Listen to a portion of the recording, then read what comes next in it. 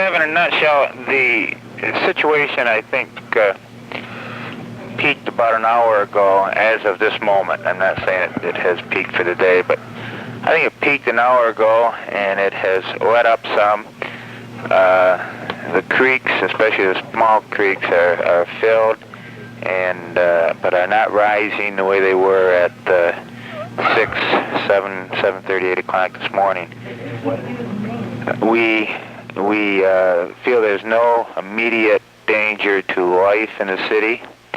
And we'd just like to reassure people that we have plenty of manpower and plenty of equipment. We've got county equipment and a lot of help so that we're handling the situation. We have all the policemen and the firemen out. We have plenty of boats, and we have some ducks. If anyone feels they're in danger, please call the police station and we'll evacuate them. However, we don't feel there's any immediate threat to life in the city, and we'd like people to stay home if possible. And we know it's a upsetting situation.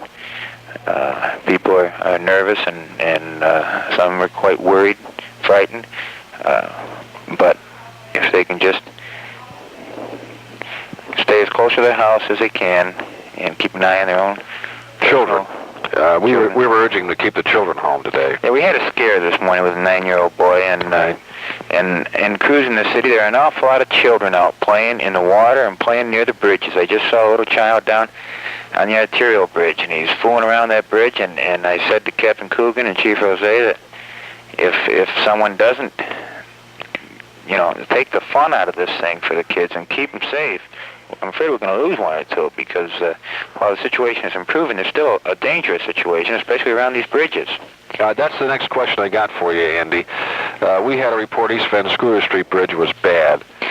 East Van Scooter Street Bridge is, we've got about a foot and a half clearance there, and the water is flowing. It's taking the sidewalk and some of the blacktop approaching the bridge, but the bridge is from a structural condition, is in good shape. Unless we get some large trees or limbs to block that, there's no immediate danger. The bridge has been roped off, and the situation in that particular area, the nursing home, the patients are safe. You were thinking of evacuating the nursing home, am I correct? Yes, that's true, but they changed their mind. They changed their mind. Okay. They apparently have no real problem down there at the moment. All right. So the one thing, it's a small thing, but it's an important thing, that if residents have a catch basin in front of their house, if they've got a sewer drop inlet, they just clean that off so that the water can flow freely. It would help the situation on the streets. All right. Now, Andy, how about the other bridges in Hornell? One is gone, I understand. Not in the city. I don't know of any bridge in the city that's gone. Let's see what the report was. Hart Street. Hart Street Bridge. Yeah. Hart Street, right. Yeah, Hart Street Bridge, but the main traffic, the main bridges are all in good shape. Hart Street Bridge is gone? To my knowledge, yes, it is. Okay. The other bridges you think are going to hold? Yep. What about Crosby Creek? You were sandbagging there?